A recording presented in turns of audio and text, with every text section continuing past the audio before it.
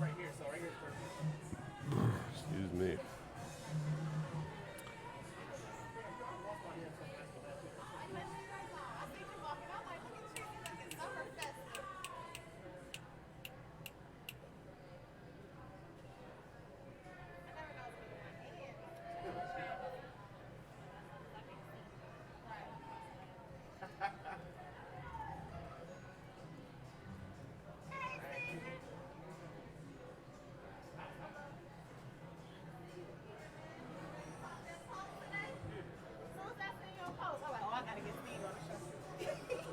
Gotta get Steve on this one.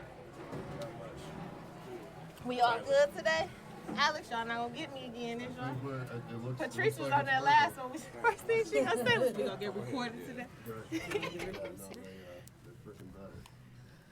You want a straw, Patrice? I'm good. Anybody want a straw? If you got extra one, I'll take it though.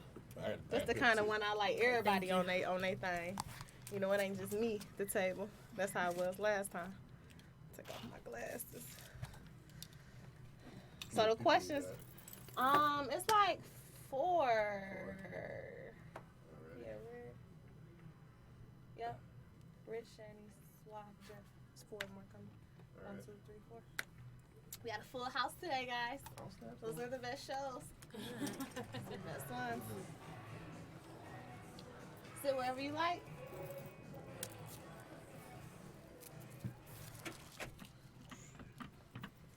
This were all your episodes? Huh? This were all your episodes? I had like one this season in Royal Oak that really didn't count. Why don't count? But yeah, this is where I have mine. This is my base. What's up? Oh, no, bro. This is Jeff. Hold on. Jeff, bro. Yeah. I'm Patrice. Nice to meet everybody. How you doing, Miss Lady? Hi, I'm Patrice. Nice to meet you. Rich. Nice. Patrice, nice to meet you. Nice to meet you. Sit down here for us. Rich. All right. We are good. We can go whenever you're ready. Waiting on the last 2 people. All right. I'm gonna do like my little overview with them, and then we can get started. So it's probably gonna be like what 301, 302ish. All right. Just let me know. Ooh, where's my headphones for this one? Everybody doing good? Thank y'all for joining me. PoliticKen episode I done forgot. I don't know what forgot? episode I'm on anymore. It ain't that many, but it's just like numbers get all blended. Right. Sure. Yeah, I had to come back and do it one time. You know, I got some busy people in the room. I be trying to catch people's schedules and whatnot. These folks It's be good to be busy. traveling the world and stuff, trying to get time to Skype. He out here in New York. Like, what's going on, man? You working? So I for sure could have had you on this one. I ain't even put 2 and 2 together that this is you this gotta love it, weekend too. either. Been a center of discussion everywhere too. Yep. But that's a part of it, though. Did y'all watch the reparations thing?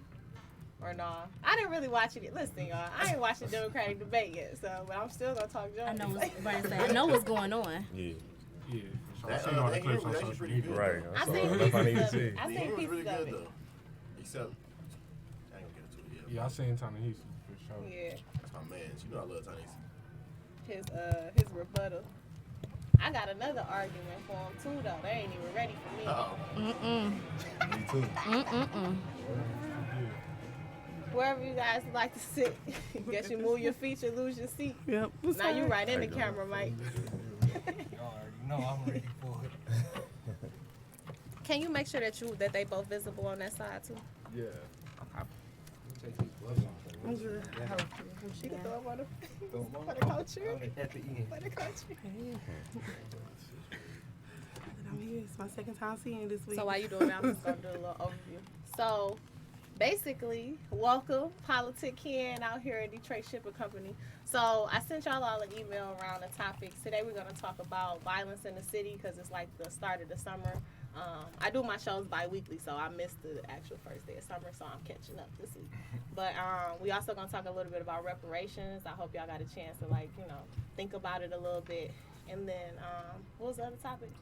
Global Okay, y'all warming. read the email. But yeah, we're gonna talk about global warming. So the thing is, I'm probably gonna switch the order of it. I think I'm gonna start with global warming because it's been so hot this week, and just talk a little bit about that because it is the beginning of the summer.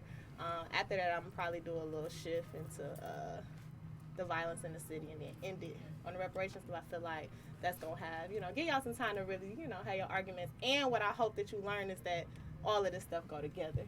Yeah. Like everything, is connected. I mean, when you think about the weather, when you think about our environments, it's all controlled, you ask me. And so what does that lead to? It leads to these communities that have these high levels of crime, right? But then you think about the reparations argument, who really gonna give to us because we can't handle our own, So it's all kind of like a statement, but at the same time, I just want to kind of dig in and get y'all opinion around how y'all feel about this. My whole message with PoliticKen is that regardless if you in it or not, politics that is, it touches your life every day. So we all got an opinion on something that's going on. We all can talk and address the things that are going on in our communities, and that's why I bring millennials to the table to talk about these issues that are quote unquote supposed to be like academic and for the researchers and the doctors, and no, it's for all of us. Right. So that's my spiel. Y'all got any questions or concerns? Ain't no rules in there? Huh? No rules in there? No rules, yeah, like you can cuss and stuff. Like, crazy. And you just like mad. Like, I mean, it's really no rules. This is like an open space. I just say respect each other, hear each other out. Most of the time I have people, or not all the time, usually people actually agree more than they think they do. But we have discussions where people are on two different sides, but we still get to the point, like, still same goal. So, yeah, be honest and speak your mind. If you disagree with something I'm saying, talk about it. That's going to be stuff that I'm going to be able to highlight and get my views up later on, So, for sure. One thing I will say, you want to talk into the mic this way. Everybody, this is Okay. Alex. This is our engineer for today. I also have featured on Alex's podcast, American Whiner. If you get a chance, check it out. Early in the month. He missed Talked about all that. You don't got no headphones? Switch to those work. Oh, shit. No, some of them be mixed up, though. Everybody good? And I mean, you can kind of play on it. I would just say make sure, like, the camera over here good for them. Yep, we're all set. Okay. Everybody's visible. So, and at the end, last but not least, so I open it up and I introduce everybody with quick intros just so we can get the show started, like how I might know you or something like that. At the end, though, the last 10 minutes, 10 to 12, because it's more of y'all, I open it up and you can plug yourself. So you reintroduce yourself at the end and you can tell people anything you want them to know about you. You can give a shout out, affirmation, whatever you feel like that's your time to shine. Cool? Yeah. All right, I'm excited. I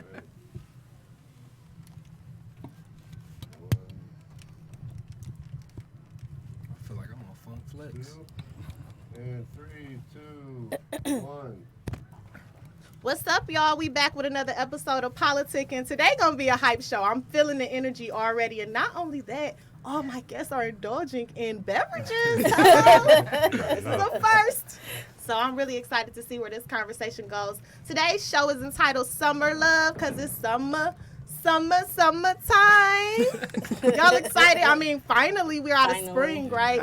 Hello. Find me some sun for sure. 80s all week. Now everybody complaining. Every time I hear somebody complain, I'm like, shut up. Like, you had like one of the coldest winters on record, and you complaining about it being hot. And then we have 3 months of spring, rain Ungrateful. every day. I'm thinking like it's time to build the ark. Sure.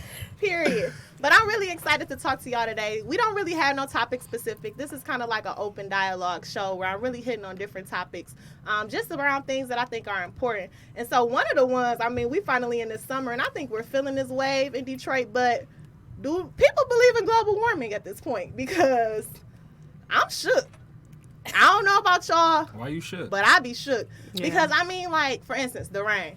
I have never, since I lived in the city of Detroit, experienced that much rain in my life. I felt like we was in Seattle or something. I was ready to go commit. Like, hold up, where we at? But you got to going think, too, on? when have you been ever been able to predict our weather, though? Like, That's ever. true. That's You true. know, we got some of the most bipolar weather ever, so it's come with the territory, I guess. But it's Shorts, hoodie, and rain boots. You don't know what you gonna get. and a coat in the car just in case it's snow in the Hey, evening. just in case. Crazy. Man, so for me, I got a question for y'all because I know, like, when I was younger in school, we did talk a little bit about global warming. Did y'all talk about global warming, like, in school and stuff, in science at all? Yes. It was a thing. And then I was heavy in politics because my grandma, so I knew, like, what's his name? Al Gore. He was a strong proponent in, like, Yes. global warming. This is, like, what, 2000, 2000 type deal? 2001, yeah. And nobody was really talking about it. But then we start seeing these movies like Day After Tomorrow. I'm really a movie fan. The Inconvenient Truth. And you That was looking a at good this one. stuff, and now all of a sudden we're dealing with some of those like things, like as far as like crazy massive hurricanes or even earthquakes hitting like high levels often, like California about to fall off the whole U.S. Like I heard mean, that ain't it's true, all though. real things. About them You don't think falling? so? Yeah, I heard they're gonna like shift forward. They're Shift gonna really like fall off the They map. tectonic Oh, plates is they gonna be fall off the map though. Yeah. Yeah, that's crazy. That's gonna be crazy. When y'all feel like There'll be no Hawaii, probably. when y'all feel like the first time y'all was like, man, global warming is real. High school. Why you say that? Because that's when I started paying attention to it. It was something that was discussed, touched on briefly, but then people were like, oh, it's no big deal. But it is a big deal now. Like the temperature, like how everything is going on, it's a lot with that. Like, and I just like, for us, the people who are like paying attention to it, we have to be really careful about how we do like the ozone at this point, because that's going to in turn affect that as well. Like, so it's Like a lot with pollution and stuff like that. it. Pollution Yeah. is going to be But a see, big the part thing of it. too, like being in the automotive industry, like I feel like I see the world about to change, kind of for the positive. Like everything going electric, like everything. Like we trying to minimize the amount of pollution and stuff. So maybe it don't be that bad. I just don't know when, like if it'll change. We doing it now. You think we too late? No, I don't think we too late. It still look pretty normal around this month. In certain places. I don't think it's enough people higher up that takes it seriously, because like if you look at politics, you have all these baby boomers and all these people who have had their time, and they're not always concerned about their environment, because it's like, I've lived my life, I've had my time, so like whatever y'all get left is what y'all get left. So you have to see like from the top, like if your president is denying climate change, how do you think that everybody else in business and policymakers and decision makers are going to get on board with that? They get to ignore it. And Yeah. I think that's It gives half them the problem, excuse. though. I think these issues need to be, from an individual standpoint, it's hard to know how you can affect climate change. So it got to be more of a push from the Bingo. corporate. You get what I'm saying? We have to From be the mindful of media our and that- ecological footprint. But you got to teach us too, like you said in school, we learned about global warming. They ain't never teach us how to fix it though. Yeah. They ain't never like what small steps can every individual take to impact the greater picture. They don't teach you that. So. But like subconsciously though, black people have been like recycling for years. Think about how your grandma takes all them old jars or whatever and repurpose them for like grease Our and forms of takes all those, All them you plastic know, all them bags. plastic Plastic bags. bags. That's other like the crib, reusable. bro. But that's how you start small though. Like you start small. Like we've been recycling, we've been reusing clothes, taking old clothes, using them as rags and all that other stuff that your grandparents do. Making like a quilt. making a Yeah. quilt. You know, like we are probably some of the original repurposers. So You recycle outside of the crib though? yeah. Okay, that's good. I do not like littering. I Anybody do that's not ever like been with littering, me yeah. know I do not like littering. Oh, We would go yes. back and pick it up off the ground. Like really? She be Is so that where you serious. Oh going yeah, with that's it? terrible. But She be that's so terrible. serious. Littering is bad for sure, but recycling, if I don't know where what go, I'm just throwing it in the trash. A lot of companies are doing a good job at that, though, at this Yeah. point. I don't know the profit margin that they're getting off of it, but they're doing it. Maybe it's like a tax write-off at this point. But a lot of places are starting to actually put separate bins and labeling them specifically so you can understand exactly what to do and where to place it. And then it's kind of like a leave it up to them at that point thing, but that's a good step to pay attention to where you're throwing your trash, because some stuff is actually labeled. So And even if it is from a benefit standpoint, like that's how we relate to things. You know, so you got to make it relatable. Like us taking the bottles to the store to get the money back. Yeah. Do things and create a narrative behind it that can help us and help us understand a bigger issue also. Real quick though, I did realize that we just jumped into the topic because I was up here talking to y'all already. It felt like I did the introduction and didn't even reintroduce y'all as we was up here talking to each other. So I'm gonna piggyback just for 2 seconds before we hop into our next topic. At the table joining me today, everybody in here, I mean outside of Rich who was here last week, and that's how you joined the table. I had some like long standing relationships with, I feel like I done known y'all for a long time, like kitties. I was a child then, huh? 18 is a child, okay, Jeff? Right, At the table right now, we got my homeboy Jeff. We used to be up at State, living our best lives. What was that Crazy. summer, 2011? 11, 12, 12, 13. 13, all of them. Jeff had my favorite apartment up at State. I'm talking about, I went to, what was them called? The Hamptons. everything. Yeah, man. doing too Only much, apartments man. I knew in 2011 had the marble counters, high ceilings, wood floors. I'm like, Felt like you Refund, made hey, two words, dog. Refund check. That's all I got to say, man. hello, and facilities, don't act like you wasn't getting that I was, I facilities did. check. I worked at facilities probably like 4 or 5 times. Quit, go back, quit, go Everybody back. in college that had it worked at facility. For man. sure, I you had hated y'all- to. I hated y'all facility people. Yeah. Easy cheese. You go in there, you hide out for a couple hours.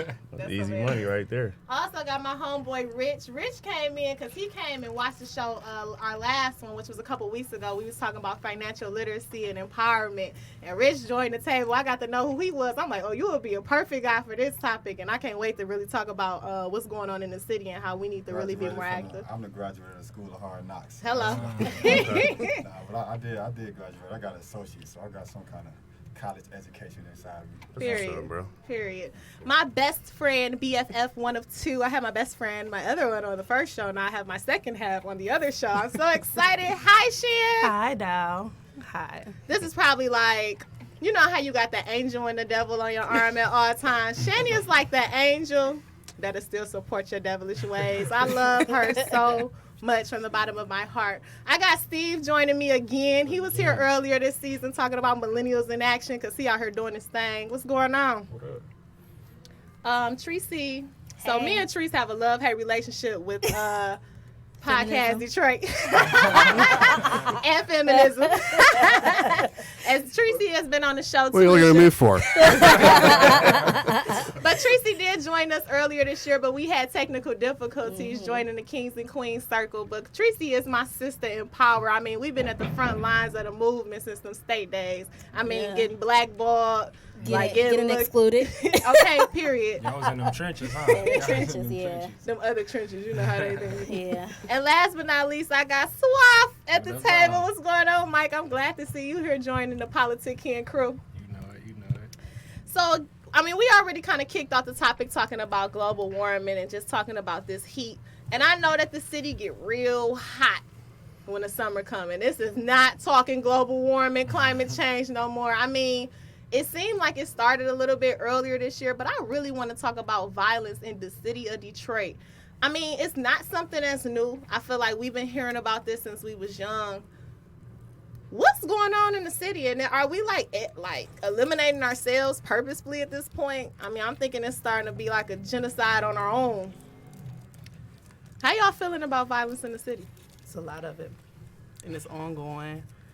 Like, a lot of it is no need at all, purposeless. Like, I feel like there's not much that can be done about it because we don't know the cause of it. People are just doing like countless acts. It's like, I don't know, at this point it's just so much of it. Like, me alone, the stuff I've been researching, like over 30 people that I've looked at in the last month just dying for stupid stuff like car accidents, running from the police for no reason, people being killed inside of their own homes, shot in front of their homes. Like, it's ridiculous. It's definitely something I feel like is not gonna go nowhere. I feel like it has declines and upsides or whatever. But I feel like it's something that's not going nowhere. It's something, like you said, it's something that's been around forever. It's just a product of kind of who we are. You know what I'm saying? The city is dog eat dog. It's always been like that. Every man for themselves. So some of it's survival. Some of it's, like she said, it's it don't have no purpose to it. But it's just something I feel like it's just not gonna go away. I'm of a different opinion. I think it can. It's not, violence anywhere can't go away, but it can be minimized and maybe not totally eradicated, but you can do stuff to address some of the issues that we're facing. We are from Detroit, we know the culture here. So I think that you gotta change the face of, you gotta do things to address the issues. Money is always an issue, that's why you got robberies and you got bust right there. I was just a victim of one, so I know about violence. I was a perpetrator of violence. I served my time. I did 11 years in prison for armed robbery. So I came up in Detroit, in the streets of Detroit. I'm not one who's speaking from looking in Detroit. I came up in it. You speak from experience. From experience, but I also changed my ways, and also as you grow and mature, a lot of things that's being done come from youth and ignorance.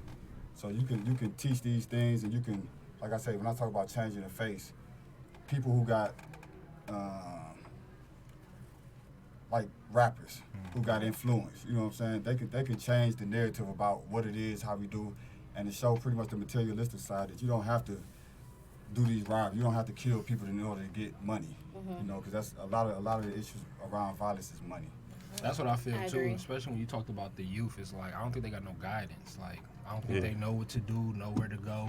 Are they the perpetrators? Well, not all of them. Okay, I'm just speaking just because he's curious. talked. Yeah, I feel like it's violence across the board in our city. You know what I'm saying? But specifically talking about the youth, like I'm only 26, but even when I came up, like I feel like it was more kids playing PAL. It was more kids at the Boys and Girls Clubs, at the YMCA's. Like I don't know where the kids are now. Like they really out here in the streets. hustling, thugging, like On these Walking to farms. school, early. you said know the what I'm same saying? thing. So Yeah. it's like, how do we? I would agree with you and say I think we can change it, but it's like, how do we create a more inclusive relationship with everybody in the city of Detroit so that we can all pretty much push forward to the same goal? Because if you start with the youth and get them something else to do, they'll do it. They only out here because there's nothing else to do. For sure. But I say music because that's probably the biggest influencer of youth now. But like you say, the YMCA's and those recreation centers, they empty. they empty. You don't even see kids at the parks playing basketball no more because everybody is on their phone on social media. So that's what I'm saying. The people who got influence can change that, you know, and change the face of what we do to kind of get where we want to go without the violence aspect of it. I sometimes feel though, like saying like the kids have no guidance in social media and all that, it's an easy cop out. I feel like they are watching the people who are around them, and the people who are their parents now are the people who are of our generation and the generation before. And if you are 3-4 generations in of consistent hustling, of seeing your parents working 2 and 3 jobs and still not making it, at some point you trying to break the cycle. Whether that's right or wrong, so you may try to turn to something that's different. Like the kids are still out here being kids. I work with them; they still being kids. But it's just the type of direct influence that if your older brothers and your older sisters are still doing the same old, you gonna really slowly adapt into what they're doing. So it's our environments basically that's It starts at home, perpetuates. man. It I starts say at this home. with so many things. It starts at home. It starts with your upbringing. You know, that has a lot. That plays a lot into, you know, who you are. As you get older, you know, we supposed to do as much as you can, you know, to change those negative things about you. But it starts at home. Most of these people coming from broken families, all type of stuff. So it starts at home. Would you call those type of households guidance though? That's my No, Is that research. guidance in Yeah, those I mean, households, though. guidance is guidance, whether it's right or wrong. Okay, well, positive Influence. guidance. Yeah. So, But it's resources too. Yeah. Like for me, I'm a parent. I have a daughter. She's 6. She's still a kid. I'm not gonna act like I don't have like. She has 2 iPads. She, you know, has access to all of these devices, Netflix, whatever. But she still wants to play. Does she, you know, indulge in Netflix and other stuff? Maybe a little bit too much. YouTube, definitely. But she's still a kid. She still wants to go outside and play. So I do feel as though it is a direct impact on your household. Like resources, some people don't have resources. So that's another thing. As a community, you know how many people I've met and parents were like, oh, I didn't even know you could do that. I didn't know you can go and do a reading program. I didn't know that they can get this stuff at the library. Yes, you can. Like, or some I didn't people know that don't. these rec centers up in the city are back open again. 100%. That they're opening back up. So it starts with the parent. I feel like a lot of people want to put, like, oh, it's the music. Oh, it's social media. Like, as a parent, it starts there. What are you showing your child? How can you expect the world to show your kids something that you can't even show them? It's a point of view. So what are you doing to guide that the opposite way? So But outside of the household in these communities, it's a lack of positive role models. It takes a village. It do. It really does. That's the golden buzzer. Yeah. Oh yeah, I'm sorry guys. Just a disclaimer. Anytime you agree with someone, please feel free to hit the bell. But I think too, though, to Shani point, like, y'all ever see like the kids on Instagram and stuff where they nothing but about 5, 6 years old? They got all the money, like chains on. Like, I would never like let your kid be a kid. You know what I mean? So I would have to agree with that too. That it's like, as parents, you gotta let your kid just be a kid and stop trying to make them be. How you gonna? You know what I'm saying? How you gonna portray your 6-year-old to be a street nigga? Like, he a kid. Yeah. Like, how? That's not smart. You know So what I'm saying? that's At the all. question that I have too. Like, and I kind of hit on it a little bit earlier, but where is this violence? And I think, you know, we think when you hear violence, you think about, you know, killing, robbing, you know, the physical attacks. But I think it's a lot of mental violence in our city going on, and we not even, it's destruction, right? When you're thinking about just wrong upbringing, environments that's just nasty. I mean, we got kids online with the guns, everything. It ain't just the money and the chains and the, you know. School systems that don't have water for them to drink. But it's just like all of these things are causing some type of mental or physical violence. Where is it perpetuated the most though? Is it with our generation, with the millennials? Is it the younger generation? I don't believe it's the older generation, you know, at this point. Like, where is it really happening? And I'm trying to figure out, like, who's to blame? Like, where should we start with it? It's been every generation. It's a domino effect. Like, Okay. it's for real, because we keep trying to do that. We keep trying to point the fingers at each other, and it's like it's going to take a collective effort on that too. You know what I mean? We, across the board, like, we place, as a people, as a culture, we place values on, like, all of the wrong things. You know what I'm saying? And none of that stuff really helps, like, promote life.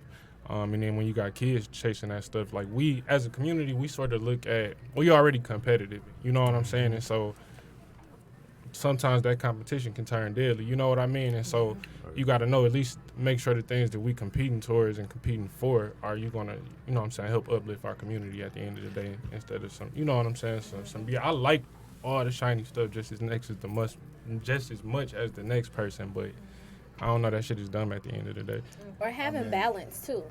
Yeah. That's what it is. Balance. Yeah, go ahead, ring that.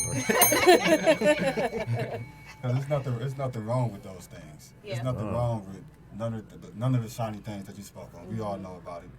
It's nothing wrong with those things in and of themselves, but it's the way that people go about getting those things, and the story behind how you think you got to get it. You can get all the same things without being in the streets hustling, without robbing somebody else, taking it from you, and you can do it in a legit way and still make it and you know, have it. That's And feel good about Feel yourself. good on the about it, inside. right. and that's what brought me back to people of influence, like these rappers, and I keep using them because that's the easiest target to pick on right now. But you know, they looking at them and looking at these things that they got, so they can say, well, I did this, but I changed my ways, and now I'm getting money this way, and this was allowing me to have this stuff. Because all the people who got money on a real level is not in the streets no more doing the stuff that they doing to get the pair of buffs or the shiny chains or the Jordans or whatever it is. They not out here hustling in the streets and in the trenches no more. You get what I'm saying? But in like the defense of like some of the people that we idolize the most, like Jay-Z and a lot of these rappers, they were hustlers, legit for real hustlers before they crossed over. So it's like, how are we infusing that message to our kids about like, you really can't say don't hustle, because they'll be like, well, Jay-Z, well, Lil Wayne, well, whoever, you know, they were hustling and then they switched over and then they went legit. How do we get our kids to realize that you have to be like legit the whole time? We gotta make that stuff cool. Yeah, I think he just said it though. Like, you gotta be, so like I go by a term called real model, and it's something that I learned from my pops. It's like, you know, Jay-Z and all of them role models. They on TV, you can't touch them, you can't see them, but a real model, I can pop up on you in the community, you can shake my hand, I can love you. And it's like you talk about buffs and all of that type of stuff. What I do is I utilize my versatility, and I'm a corporate person. Like, I work for General Motors in the RIN scene, you know what I'm saying? But I still throw the buffs on and go talk to the kids because I know that's what they relate to. But my message is, I ain't never did none of that. I ain't never hustled, sold, or nothing. Like, I took my route, I waited patiently, and I got everything your favorite, you know, dope boy has, but you don't gotta take that route. Like, And but to you me, gotta show them that. Yeah, but to me, we need more people like that, because, like you said, the role models. And I've heard this conversation come up a lot too. They like, I ain't really signed up to be no role model. I just wanted to feed my family and, you know what I'm saying, make some money. So I feel like the real models were the ones he just pointed out. That we need more of those, not the role models, not the people you can't touch. Just the real models. That's the ones we need. And that's exactly what we need. But it got to be people that we can relate to. Yeah. Like you say, like I said, I come from the streets. I didn't go the whole school route. I did that as I matured and, you know, became less ignorant, you know, over time. But coming from the streets, those people was far and few in between. Yeah. So we need people who, you know, who still wearing buffs. Like you know, I'm from Detroit, so I look Detroit. But I'm not on nothing. Since I came home, I haven't touched a bag, I haven't finessed, I haven't did anything. And I still got those same things that you got. Right. I worked the job, I struggled, I did all these, but now I got the materialistic things to show for it. And without the illegal aspect of it, you know what I'm saying? Yeah, so the for kids sure. gonna relate to me, and I come from here. Right. So my story is gonna be practical, but everybody's story, it don't matter what road or path that you came down. You got somebody that can relate to that story. And if you're from Detroit and you are this culture, then you got a responsibility. If you And if this you're not, topic, and this has come up on multiple shows, just this idea of people giving back. I think we just have to get away from this individualistic mindset. It take a village. That is how our environments, our communities thrive. Like, you can't thrive and have like a working system on your own. It's just not how it works. You know what I'm saying? I think in a lot of us we get on, we do whatever it is, like the role models, right? Well, I have a love-hate with, because I feel like role models still got a responsibility. At the end of the day, we all have a responsibility. Yeah. But at the same instance, I hear it. Like, you want to be able to touch, feel, and be able to be there. But I feel like that's the problem. Why is it that once I get to the point that I done made it, I become a role model versus a real model? Shouldn't I still be in those environments? Shouldn't I still be able to be touched? Shouldn't I still be able to give back? And a lot of times we get caught up in these influential titles and whatnot. And it's like, I made it, but people need us, But also at the same instance, and I feel like me and Patrice can definitely attest to this, you can't let the struggle wear you out either. You're not obligated.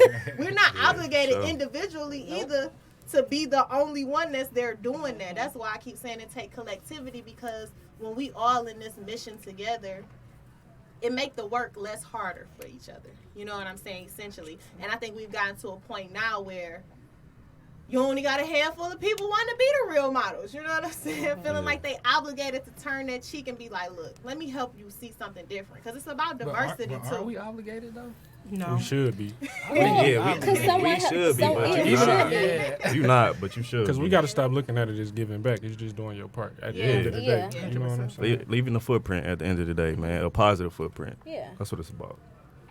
And going back to the topic of why so much crazy stuff is going in the city, I feel like people lack purpose. Mm-hmm. It's just no way that life has become so meaningless. I mean, people getting shot over anything. But how do we ignite that purpose, though? Like, if you just, like, your circumstances are just so dim. Like, I work with the kids, so I try my best to ignite that purpose. But sometimes you like, shit, I don't even know my purpose myself. So, like, how do we continuously, like you said, when it's a small handful of people, like, continue to ignite that purpose of everything that y'all are arguing about is dumb. Like, all these arguments that spill out into violence out in the community, it starts in the school because they arguing over petty stuff in the school.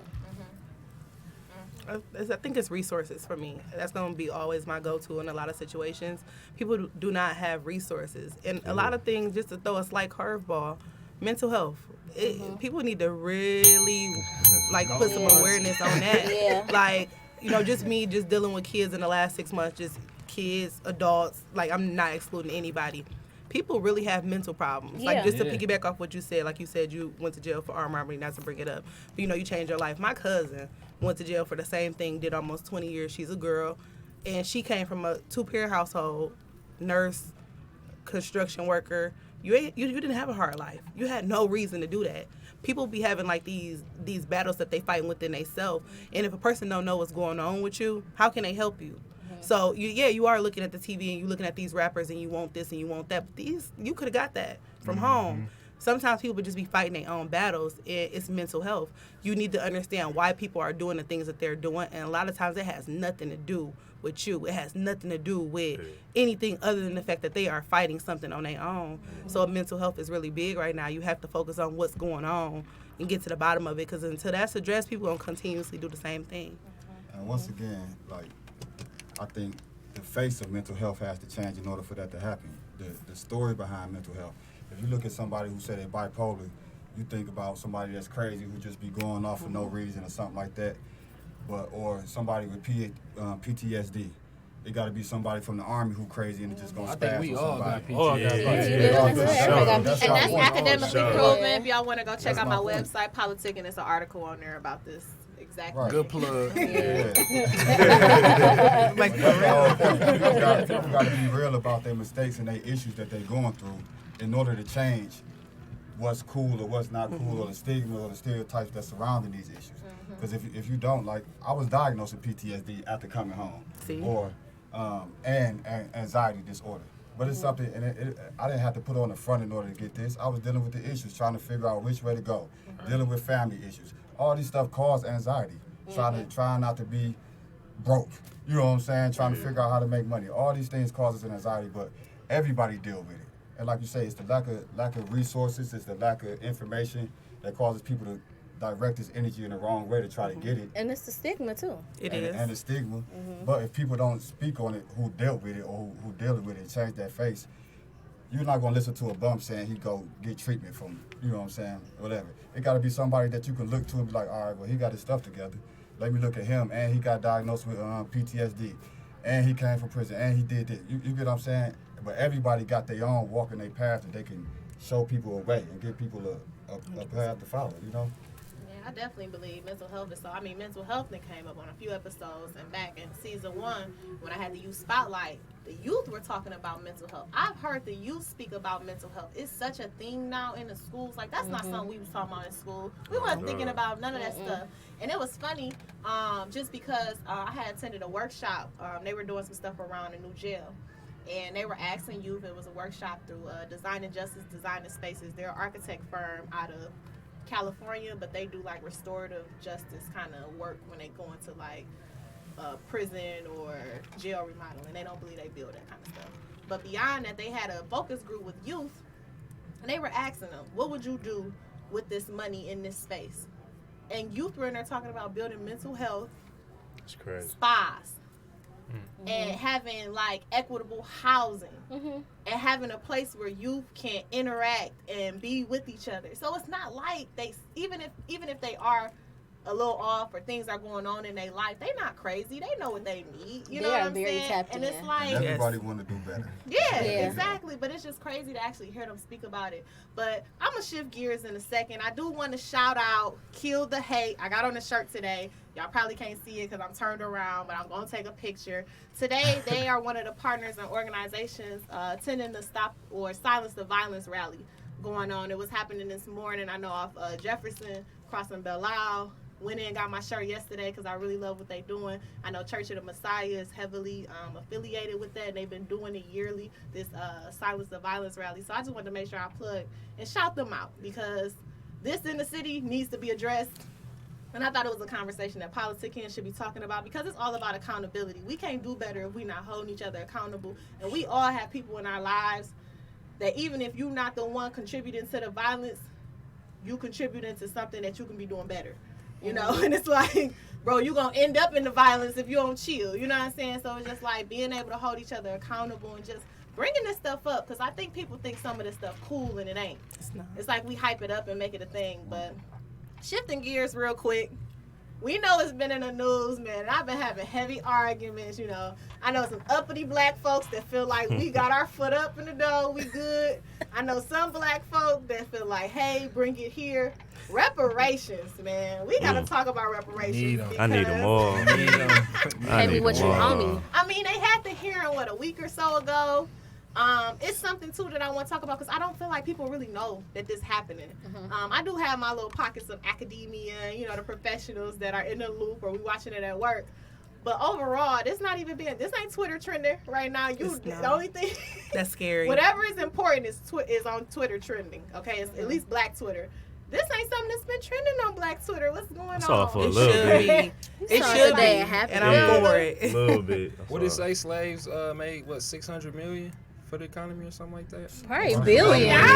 Probably billion. A whole lot more. I ain't do my research on that one. No, it was in the video you said. It was in the video you said. Oh, got you. On the during the hearing, I'm gonna just be honest. Ken didn't listen to the whole hearing because I be getting pissed off. I was tuned in. I almost turned it off in the beginning because Mitch just pissed me off. So I click. I don't know what's wrong. But overall, like real talk, like. How y'all feel about reparations? And I know this conversation can go many ways. I think I'm thinking really outside the box. And I'm going to wait because I want to hear other people's opinions. I'll be trying to be non-biased on the show. But I really want to hear how y'all feel about reparations. I think that there should be some reparations. What's that song Beyonce say? Pay me in equity, watch me reverse out of debt. Yeah. I 100% agree with that. We built y'all properties. We built y'all house. Hard-earned sweat, blood, and tears, children, etc. Cotton picking, whatever you want to call it. Just give us some property. It's so much property out there in these land banks and other places just sitting. Tons of investors just holding on to them. They don't have no need for them because it ain't no real. It's nothing that they can do with it until it becomes an actual investment. I'll take some equity. I will. For sure. That's the best investment. I think that's right a question. I think we all agree we need it, but it's like, how do we get it? Yeah. I don't believe. See, so this is my innovation. No. I definitely believe we need reparations. I don't think it's a one size fit all. I feel like they should not be trying to make a blanket because guess what? Beyonce and Jay is not asking for that cash.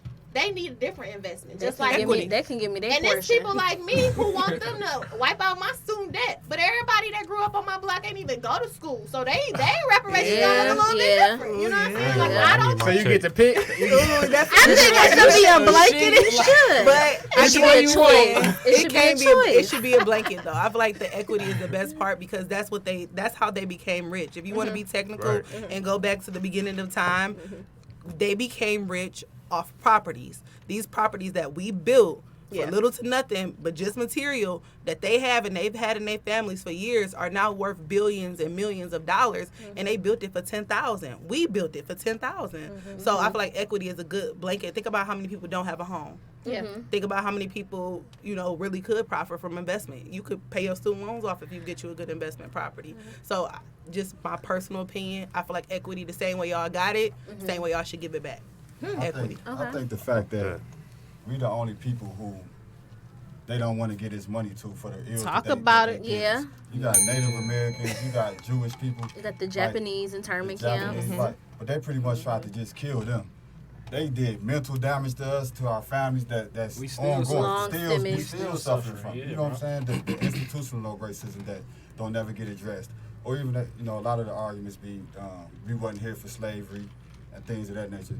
Slavery still exists with the prison system. Exactly. Yeah. You get what I'm saying? That's legal slavery now. Slavery by another name. Right, and they putting us in prisons to do the same thing that they're doing. They still got these sweat factories or whatever it is, but we getting paid 2 cents a day. You get what I'm saying? Now they give you 100 years. They used to hang you by a noose. It's the same thing. So it's still ongoing, and I feel like that's why they so apprehensive about giving us our money or putting us in a better position because they still stepping on our backs to get to the top. You know what They I'm saying? scared of us, bro. Capitalism, Right. some got to be at the bottom. Exactly. And I got a lot to say on this. I know, man. I specifically reached out to Steve because he be out here talking that talk on the social media I be platform. chilling.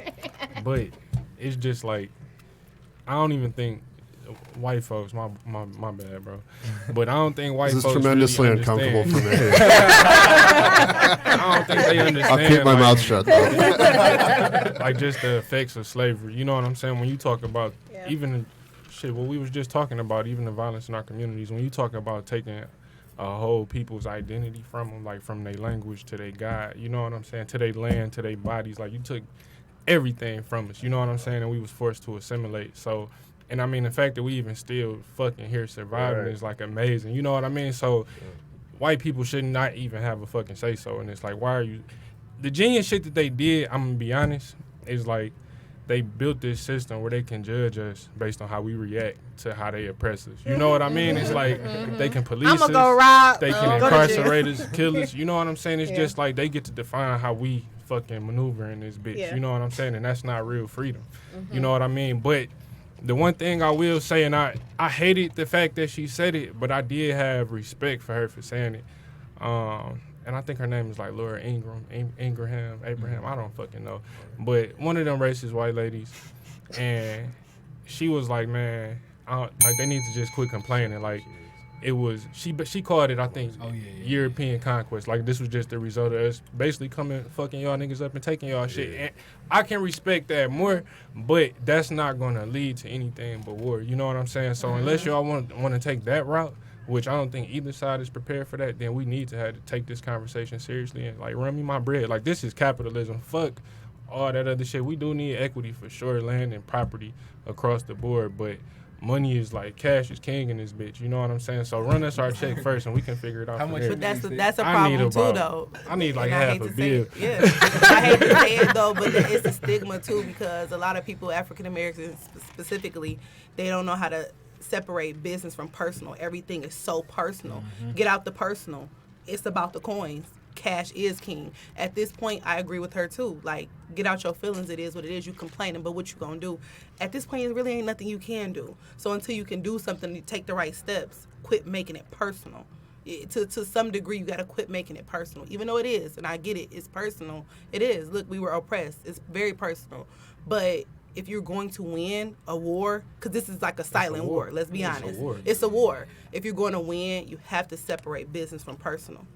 You have to. But all of those issues that we were just speaking on, the violence, everything that plagues our community, the black community, comes from the coins. I mean, it starts there. The lack of coin. Right. So education. Or the overgiving violence, of coins. Right. So all these issues, y'all place us in this hole, that y'all want us to climb out of, or we want ourselves to climb out of, but we don't have the resources in order to make that happen. But the You know what I'm resources saying? are there, though. That's another thing. Not on the level that white people get it. You get what I'm saying? Not on a level, but the resources It's not. are there. But people, I feel like, and I'm sorry, because I guess that's where the slight debate come in. It's great. Right now, for me, I'm in school, I'm around, I work in very diverse places. The resources are there. The problem is that inside of these environments, inside of these communities, they do not know where to go to get the resources, but the resources are there. You know how many, schools in a black community right now, they really funding programs for kids to get college resources, to do all of this stuff, and the parents don't even make their kids go. They don't even make their Or the kid can't get the necessary. They can't get there. They can't get there. They can't get it till you They can can't get get it. the transportation Because they had a lot of because resources, mama's though. working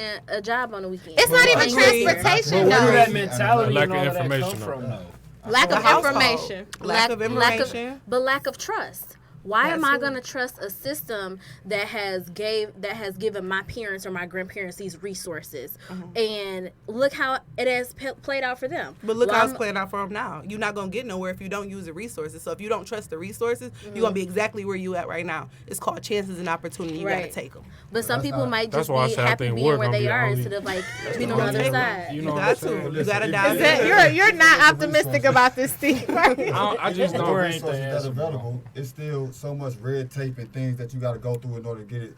That they make our people go through. Bank loans and things like that. Those are resources that everybody can use. But we in not- certain we not- places, we can't they'll use also that. deny you. Because My I had point, that's my cousins, point. let's just be transparent. When the Midtown development was coming, the bank was passing out loans for people to move back to the city. Still doing it. But guess who couldn't get them?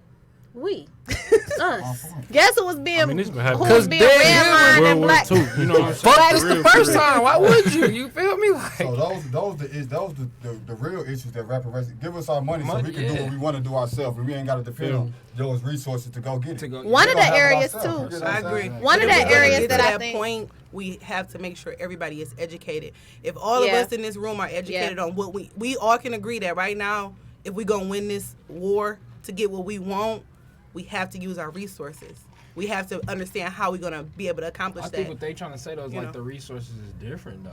Like the resources is there, but like you were talking about housing and all of that. Like we trusted that resource with Dan Gilbert, and look, everybody that had a house back at that time, they screwed. Like they lost it. All They the fucked refinancing. up. The I think, refinance, too- like You that gotta ain't look at happening. it, That ain't you happening gotta to look at nobody it but as us. a middle-class white kid that's coming up. They I can ain't have the same trusting amount that. of money and everything, but the people that they network or support. The it's generational gonna wealth. hit It's gonna them take right. the- yeah. It's gonna Yeah. take them Now farther this than us. The conversation, resources don't change. this conversation can go all kind of ways, y'all. We could be on this for 50 years, okay? Because at the end of the day, like the way that it is, I agree with both sides. Yeah. I believe that the resources are there because I'm directly with the youth all the time, working in the schools. I'm at a top nonprofit in the world. Like, I see the resources. I see the money. But the issue is the lack of information, and it's also the lack of us understanding our history. And the last thing I want to touch on this topic before we leave is that the reason why I was so blown back by Mitch McConnell's statement about the Talk about fact it. that, none of us was here for slavery. I have a counter argument at this point. Because what you was here for was after the fact, when we bounced back after slavery and started building our own communities, Black Bottom being one right here in the city of Detroit. You had the Tulsa down south. You had all of these thriving communities where we said, okay, we've now got out of this situation and we're going to do for ourselves. But you know what happened through that? They were burned down. Right. And something else that's very interesting when we think about this reparations argument and the disinvestment of inner cities intentionally, because nobody talk about that history. Nobody talk about the fact that every city that rioted because they weren't getting equitable housing or because they were just getting ongoing discrimination in different aspects of their life, whether employment, education, every city that Over-policing. rioted got some type of punishment. Yeah. Look at And that's where Detroit. Detroit is coming. Like, everybody, it's coming. No, we always We lived been here, amongst yeah, each other. exactly. Been Mhm. here. We just was on Yeah. different sides. You feel me? It wasn't, we wasn't here. We all was here. Y'all hate that coming back term. And at the, I hate it too. Yeah. But at the end of the day, we have so many arguments, and that's why I think it's important for people to be tuning into, what people are talking about, having somebody like Ta-Nehisi Coates sitting at the table, a historian, but also understanding that he got a lot of knowledge. Like, he brings a lot of light in a very easy for you to understand way that we got to start understanding our history, because that's the only way you're going to understand how to be able to maneuver and actually get something out of this. You know what I'm saying? And when you talk about war, we are not being violent. We are talking about a war of trying to be better individuals and grow. Okay, I just want to do a little disclaimer. I want to do a disclaimer. PoliticKen does not. I think Steve wants it. No, Lincoln literature does not represent violence. I can't even think of anything to say. I was trying to think of a clever comment there, but nothing was coming. PoliticKen. This is really interesting. I'm glad you guys are talking about this. This is really interesting. So. But at the end of the day, like, I'm not trying to support, nothing that's violent. I don't think, even though out of every other historical phase where we did get some, it was some violence that came with it. I think that there are better ways that we can move forward.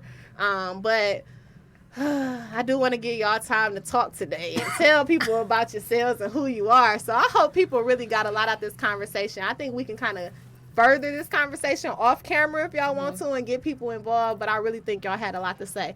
But I also shared that this was a PSA because I'm really trying to call us out about this violence and be accountable. So with a PSA, you need some type of announcement. So I wrote one.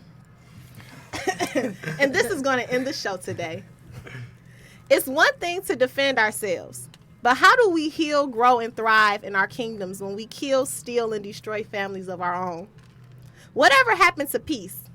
I challenge myself and others to be vocal and open about our destruction to one's own community. This is a PSA because the violence needs to stop. And I say that because we'll never get to reparations or anything of a magnitude to grow and prosper if we're not here. A curse on a fellow family is a curse on our people as a whole. But think about all ways we cause destruction, because by the bullet is just one way. It takes so much to lead us to that point. I challenge us to be loving. Stop hating. Stop jealousy. Combat envy. Be kind and love your people. How to treat others is a direct reflection of who we are. And only when we can love ourselves will the ills of this world come crashing down, and we all get what is promised to us. Never think anyone will give you what you won't give yourself. And I want to shout out the guy who's over the Tulsa Redevelopment organization. I think it's the Tulsa Redevelopment Fund, Jay Morrison. He has a video out where he's challenging the idea of reparations. Check that out. Yeah. It's time we start giving ourselves just due, because then we will reap the blessings. Reparations will be won. Peace and blessings. Enjoy the summer. But right now, I want to turn it over to my guest. This is my favorite part of the show, man, where I allow people to know that I don't mess with regular folks. I keep telling y'all, I have so many dope people in the room who doing their own thing, out here living their own lives. I just want to give y'all opportunity to tell the audience who y'all are, what y'all doing. If y'all got any plugs, please feel free to plug it today. Either side can get started. I'll kick it off for sure. Mike Swaff, founder and CEO of a new management group called Potent Management, specializing and focusing on giving artists different opportunities, platforms to enhance their craft, but also work with the team where everybody is working together. We're all working for one. So anything that you may need, you should be able to get it within your own management group, your own team, so that we can continue to circle this dollar around. Got a couple events coming, cool artists, some artists a lot of you guys do know, just not announcing stuff yet. One thing I do want to share is we are doing a Christmas in July at the Boys and Girls Club on Collingwood and Dexter. We're going to do a bike drive for the kids, give back, do some haircuts, paint the girls' nails, have some speakers come and talk to them about the importance of what you should be doing as a youth. And yeah, just continuing to give back. I love giving back. I love the youth. And I'm Mike Swaff. What's up? My name is Patrice Wright. I am a nonprofit professional. I work with the leading nonprofit teaching kids social and emotional well-being, really tapping into really making our children whole children in that school atmosphere. I don't work with anybody directly, but I had the privilege of working with Kenya on Grit, Glam, and Guts. I'm just very helpful. So if you have a nonprofit, you have a project, you want somebody to help you, I got you. Right, Kenya? I got you. Tracy be on the news and everything. Oh, she all humble with it. I'm Stephen Farrar, founder and CEO of Linking Literature, which is a global writing platform and community organization. Any writers that's looking for a platform, follow at Linking Literature on Instagram, submit your writing. We got an audience right now It's like, I think it's 123 countries, over 12,000 people. So it's a good place to like showcase your talent, do a lot in the community. Yeah. Fellow cast technician. CT. All right, now. My name is Shan Lee. For the most part, I'm a mortgage banker. I do work with Quicken Loans. As of right now, I do a lot of the refinancing as well as home ownership programs, like, help people get in the door owning their own home. So I'm real big on that right now. Aside from that, on a personal level, within the next year and a half, 2 years, I probably will be starting my own organization, and where I do go into the communities as well as the schools, try to do some like mentorship. That's kind of like where my heart is right now. Preferably young women between the age of like maybe 9 to 17. I think those are big areas for kids right now. So I'm starting the beginning steps of that. It's not easy working with kids. You have to have a lot of, certifications and stuff, what I'm trying to accomplish, but it's just the beginning. I'm Richard Allen. I'm the owner of Forgiving Citizen, the clothing line. Forgiving Citizen, the name Forgiving. Everything is an extension of my faith, essentially. But forgiving comes from the promise of Jesus Christ to forgive everyone. Citizen, spelled citizen, just basically means that no matter what city you're from or sin you committed, we can all be forgiven. Also own Rich Ray Management, LLC, doing property preservation in the city of Detroit. I got contracts with the Land Bank, HUD, and Fannie Mae. And also the founder of a nonprofit called Get Rich. Rich is an acronym for Real Inspired Creative Happiness. And what I do is provide employment for felons and try to instill an entrepreneurial mindset. Because I think the job is pretty much the job. Although we all need a job and you got to create that income, but I think as a felon and returning citizens, that we should have an entrepreneurial mindset because of the ceiling and obstacles that we face being felons. Excuse me. Jeff Jones, Michigan State. My homegirl. Go you already green. know. Go white. Hold on. Go green. Go white. white. You already All right, know. I ain't even go there. Go white. Yes, sir. So, Detroit native, Detroit creative, owner of Blur Vision Brand Detroit clothing line. It's a clothing brand, kind of I like to call it a self-awareness brand more than anything. Kind of trying to bring out that inner champion in you through, positivity, collaboration, things like that. Tap in with me on Instagram, Hefe.Vision is my personal page, my business page, Blur Vision Detroit. And I'm trying to do more with the youth, man. So tap in with me there because I'm trying to do more in the community, but definitely more with the youth. So tap in with me on Instagram. Let's do that. Oh, shit, I forgot something. What you forget, Steve? We so the Sprint Store on Jefferson, Harbortown, this year will be our 5th annual back to school drive. And so we still actually solidifying the date right now, but we're getting ready to start next weekend, so it's July 5th.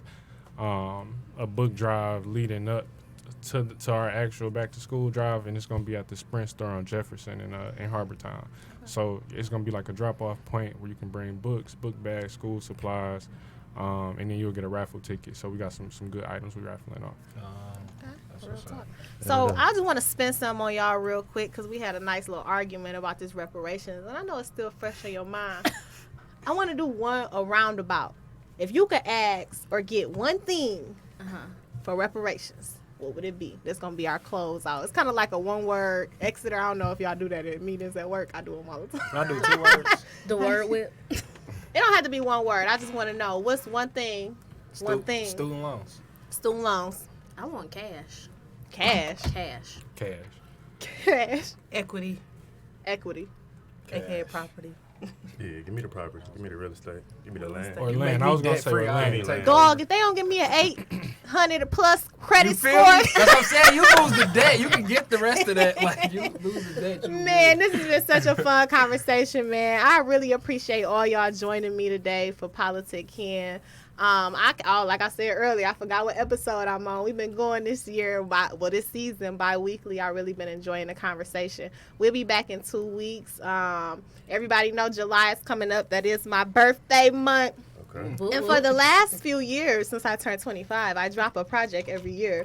And I want people to get really excited about my project this year. I'm so excited myself. It's so much going on. What spoilers you got? Give us some spoilers. if you know me, you know what I'm doing. That's all I'll say.